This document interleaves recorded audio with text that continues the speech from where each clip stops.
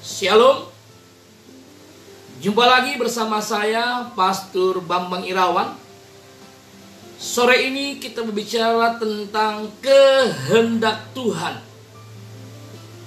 Apa itu kehendak Tuhan? Jangan sampai kita sebagai anak Tuhan, kita tidak mengerti apa yang menjadi kehendak Tuhan kita. Ada banyak orang Kristen begitu sulit memahami yang namanya kehendak Tuhan. Nah, kita melihat Bapak Ibu Alkitab kita di dalam kitab Efesus pasal yang kelima, ayat yang ke-17. Demikian firman Tuhan.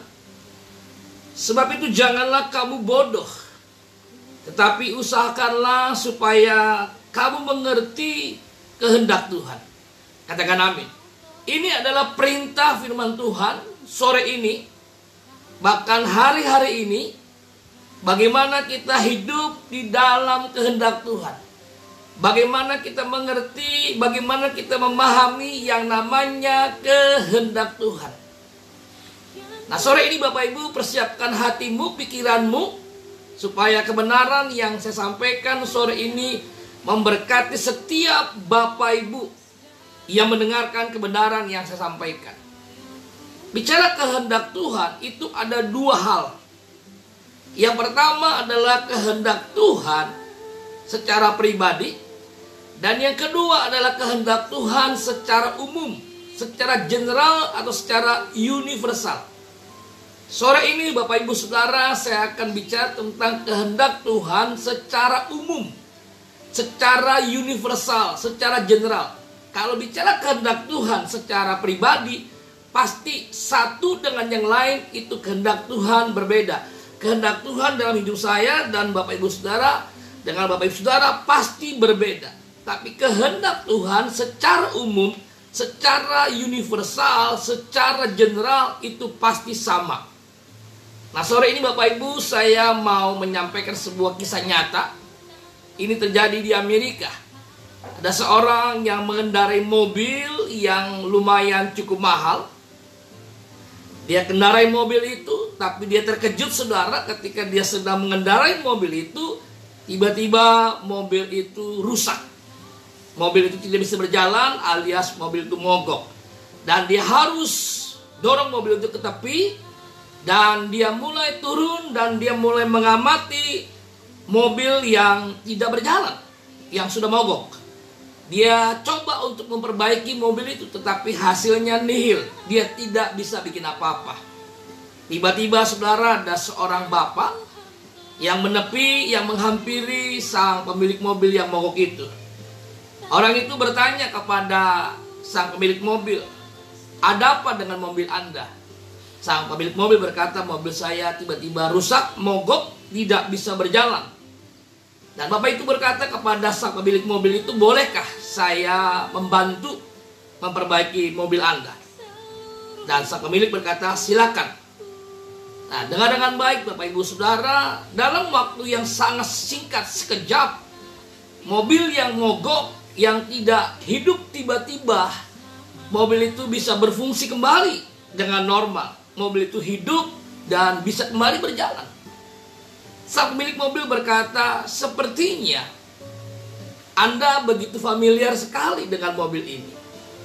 Dan sang pemilik berkata kepada bapak itu, "Sepertinya Anda begitu mengenal mobil ini. Siapa Anda sebenarnya?" Bapak itu tersenyum dan dia memperkenalkan siapa dirinya.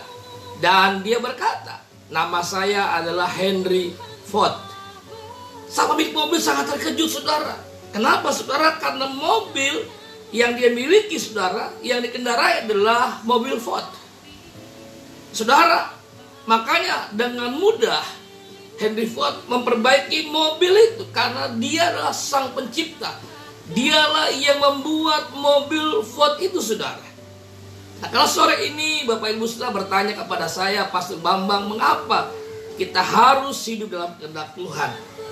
Karena saya dan saudara adalah ciptaannya. Kita dibuat oleh Tuhan, kita diciptakan oleh Tuhan. Jadi kalau kita hidup dalam kehendak Tuhan, sebagai sang penciptanya, sebagai manusia ciptaannya, saya percaya saudara, kita pasti hidup bahagia. Nah, sore ini kita mau melihat hal yang penting, hal yang mendasar tentang kehendak Tuhan. Di dalam kitab Roma 12 ayat yang kedua, demikian firman Allah, janganlah kamu menjadi serupa dengan dunia ini. Itu perintahnya, tetapi berubahlah oleh pembaruan budimu, sehingga kamu dapat membedakan manakah kehendak Allah, apa yang baik, yang berkenan kepada Allah, dan yang sempurna. Bapak Ibu Saudara, untuk kita mengerti, memahami kehendak Tuhan bukanlah sebuah hal yang sulit. Nah, sore ini saya menyampaikan ada 3 prinsip dasar yang dimaksud dengan kehendak Tuhan. Yang pertama adalah bicara apa yang baik. Yang kedua, bicara tentang yang berkenan kepada Tuhan. Dan yang ketiga, yang sempurna. Ini prinsip dasar untuk kita mengerti yang namanya kehendak Tuhan. Yang pertama, apa yang baik. Yang kedua, yang berkenan kepada Tuhan. Dan yang ketiga, yang sempurna. Kita melihat poin yang pertama, Bapak Ibu Saudara, bicara tentang apa yang baik. Matius 19 ayat yang ke-17, demikian firman Allah. Jawab Yesus, apakah sebabnya engkau bertanya kepadaku tentang apa yang baik? Hanya satu yang baik. Tetapi jikalau engkau ingin masuk dalam hidup, turutilah segala perintah Allah. Bapak Ibu, ini adalah percakapan Tuhan Yesus dengan seorang muda yang kaya. Orang muda itu bertanya kepada Yesus tentang apa yang baik. Perbuatan baik apa yang harus dia perbuat. Yesus berkata kepada orang muda yang kaya itu, turutilah segala perintah Allah. Itu sebuah hal yang simpel. Itu adalah perintah yang Yesus katakan kepada orang muda yang kaya. Kita melihat saudara ayat yang ke-20. Apa responnya? Kata orang muda itu kepada Yesus, semuanya itu telah kuturuti. Wow, luar biasa saudara. Apalagi yang masih kurang. Dia sepertinya menantang Yesus saudara. Karena dia mengatakan dia sudah menjadi pelaku firman. Semua hukum-hukum Tuhan dia lakukan saudara. Ayat 21 kata Yesus kepadanya, jikalau engkau hendak sempurna, pergilah, jualah segala milikmu, dan berikanlah itu kepada orang-orang miskin. Dan maka engkau akan beroleh harta di surga. Kemudian datanglah kemari dan ikutlah aku.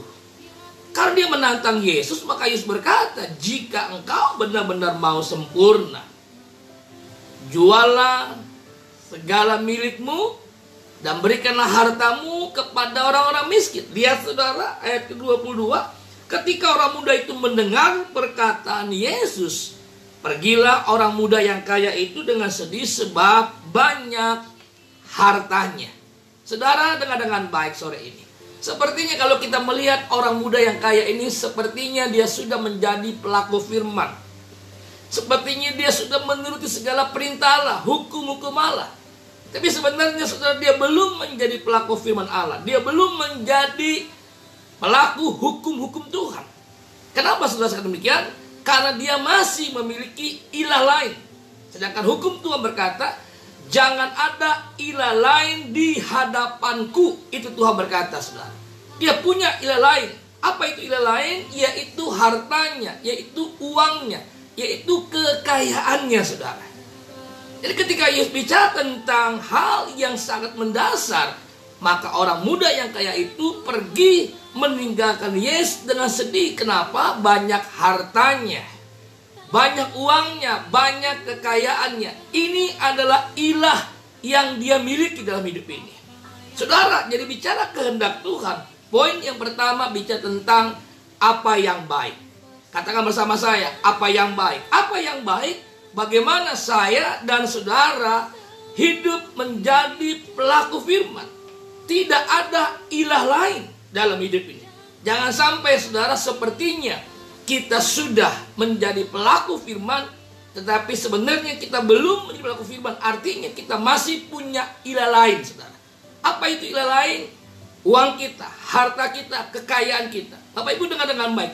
Hari-hari ini Tuhan sedang menggoncangkan semuanya, supaya tinggal tetap yang tidak tergoncangkan. Apa yang gak tergoncangkan adalah kehidupan saya dan saudara semua ketika kita hidup menjadi pelaku firman. Ini penting buat kita saudara. Hari-hari ini mereka-mereka yang tidak hidup menjadi pelaku firman akan tergoncang. Mereka sepertinya menjadi pelaku firman, tapi sebenarnya mereka bukan pelaku firman. Kenapa? Mereka punya ilah lain. Mereka masih mengandalkan hartanya, kekayaannya, uangnya. Andalkan Tuhan saudara. Ini penting buat kita mengerti kehendak Tuhan. Poin yang pertama, bicara kehendak Tuhan, bicara apa yang baik.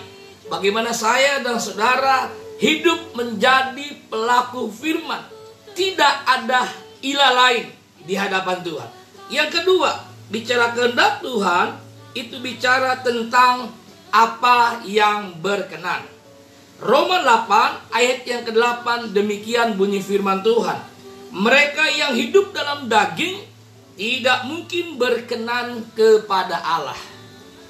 Jadi bicara mengenai kehendak Tuhan, kita harus mengerti yang namanya hidup berkenan kepada Allah.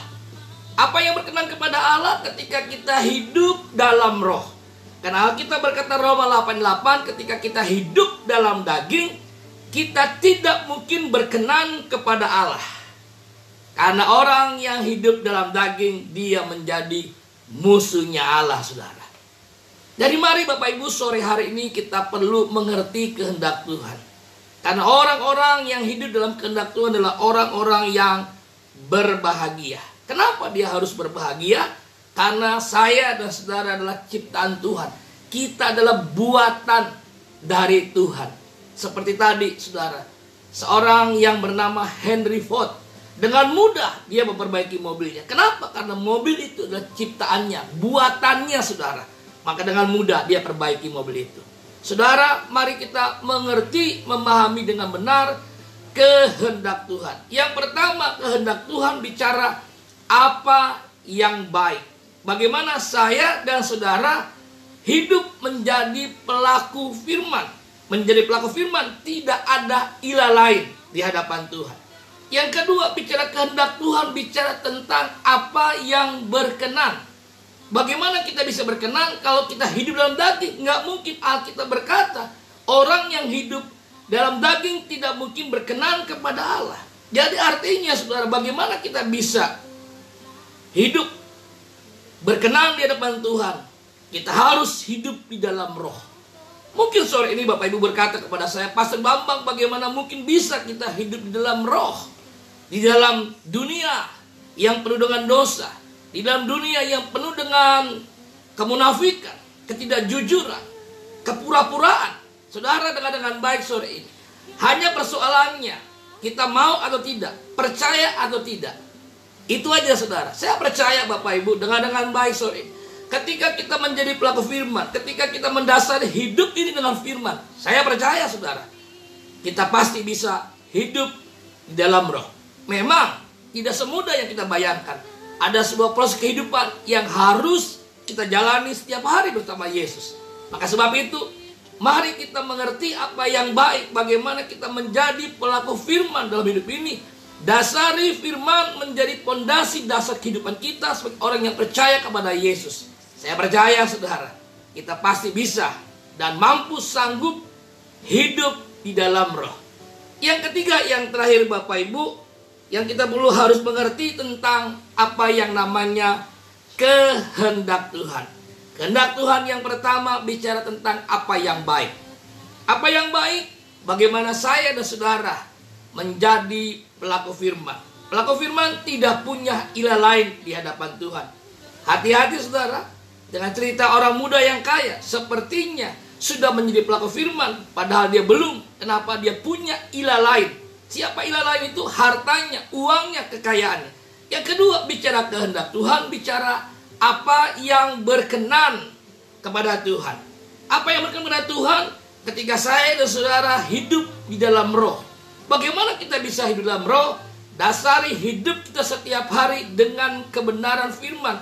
Dan kita hidup dalam firman. Dan kita menjadi pelaku firman. Saya percaya kita pasti bisa. Asalkan kita mau, asalkan kita percaya. Dan yang ketiga, yang terakhir, bicara apa namanya kehendak Tuhan. Di dalam Matius pasal 5, ayat 48. Demikian firman Tuhan, karena itu haruslah kamu sempurna. Itu perintahnya. Sama seperti Bapamu yang di sorga adalah sempurna. Apa kehendak Tuhan? Bicara kehendak Tuhan, poin yang ketiga yang terakhir, yang sempurna. Kenapa kita sempurna? Karena Bapa kita di sorga adalah sempurna. Mungkin sore ini Bapak Ibu bertanya kepada saya, Pastor Bambang, bagaimana kita bisa hidup sempurna? Nah, dengar dengan baik, ini urutannya. Yang pertama, bagaimana kita menjadi pelaku firman. Apa yang baik. Jadi bicara kehendak Tuhan, bicara apa yang baik. Apa yang baik, bagaimana kita menjadi pelaku firman. Tidak ada ilah lain. Yang kedua, kehendak Tuhan bicara bagaimana kita berkenan kepada Tuhan. Bagaimana berkenan kepada Tuhan kalau kita hidup dalam daging? Tidak bisa. Artinya kita harus hidup dalam roh. Firman itu menjadi dasar kehidupan saya dan saudara. Dan kita bisa hidup dalam roh. Ketika kita hidup di dalam roh, maka kita bisa menjadi sempurna seperti Bapa kita di surga. Ada yang berkata, itu gak mungkin, pastor. Sebuah hal yang mustahil. Masalahnya saudara, kita percaya atau tidak? Mau atau tidak? Jelas saudara, dengan kekuatan kita gak bisa. Kita gak mungkin mampu. Kenapa saudara? Kita masih di dunia. Maka sebab itu perlu kita andalkan kekuatan Tuhan. Saya percaya ketika kita mengandalkan kekuatan Tuhan, kita bisa. Tidak mungkin tidak bisa, pasti bisa. Hanya masalahnya kita mau atau tidak, percaya atau tidak, mau taat atau tidak, mau menjadi pelaku firman atau tidak. Saudara, sore ini bicara kehendak Tuhan, ada 3 hal yang mendasari. Yang pertama, saudara, bicara kehendak Tuhan, bicara apa yang baik. Apa itu yang baik? Bagaimana kita menjadi pelaku firman. Pelaku firman tidak punya ilah lain dalam hidup ini. Jadi kalau kita harus waspada, hati-hati dengan kekayaan harta uang kita. Jangan menjadi ilah lain dalam hidup ini. Yang kedua, bicara kehendak Tuhan, bicara sesuatu yang berkenan kepada Tuhan. Apa yang berkenan kepada Tuhan? Ketika saya dan saudara hidup di dalam roh. Caranya gimana saudara? Sederhana. Jadikan firman Allah menjadi dasar pondasi kehidupan kita setiap hari. Pasti bisa. Pasti kita mampu dan sanggup. Karena firman Allah yang memampukan kita, yang menuntun kita setiap hari. Kita bisa hidup di dalam roh ketika kita menjadi pelaku firman Allah. Yang ketiga, bicara kehendak Tuhan, itu bicara yang sempurna. Kenapa harus yang sempurna? Karena kita harus seperti Bapa kita di sorga. Dia sempurna. Bagaimana caranya kita bisa sempurna? Ketika kita menjadi pelaku firman. Firman menjadi dasar pondasi. Kita bisa hidup di dalam roh. Ketika kita hidup di dalam roh, maka kita bisa menjadi sempurna seperti Bapa kita di surga. Sempurna adanya. Sore ini Bapak Ibu Saudara, mari ambil keputusan. Untuk hari-hari ini, kita hidup di dalam kehendak Tuhan. Orang yang berbahagia hari-hari ini adalah orang yang hidup dalam kehendak Tuhan. Bukan orang yang fokus kepada COVID. Bukan orang yang fokus kepada persoalan masalah hidup yang sedang dihadapi hari-hari ini. Tapi hari-hari ini orang yang berbahagia adalah orang yang berfokus di dalam kehendak Tuhan. Saya percaya kebenaran firman yang sampaikan memberkati setiap Bapak Ibu Saudara. Bersama saya, Pastor Bambang Irawan. Salam sukses sejati. Hidup serupa Kristus. Bersama Yesus kita pasti bisa. Bersama Yesus kita memperkara yang besar, yang luar biasa. Haleluya. Shalom.